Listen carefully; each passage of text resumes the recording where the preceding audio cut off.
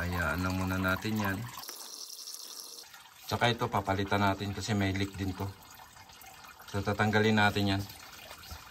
Yan, papalitan din natin yan. Yun. Ito palit natin dyan.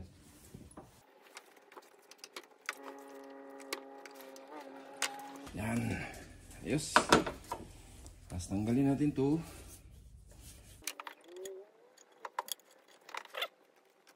Tapos ito, puputulin natin dito.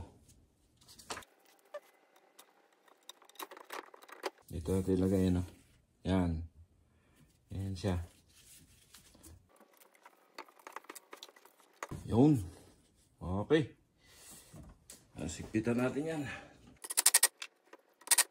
Yun. Ayos. Tapos ito naman sunod natin. Ayos siya. Tapos kaklam na natin yan. Yun. Tapos dito na tayo. Babaklasin na natin dito. Yan. Tanggalin natin yan. Tanggal na. Tatanggalin natin yung pin. Yun, tanggal na yung pin. Doon sa ilalim.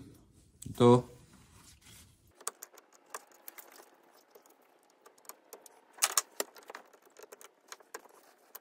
Yun.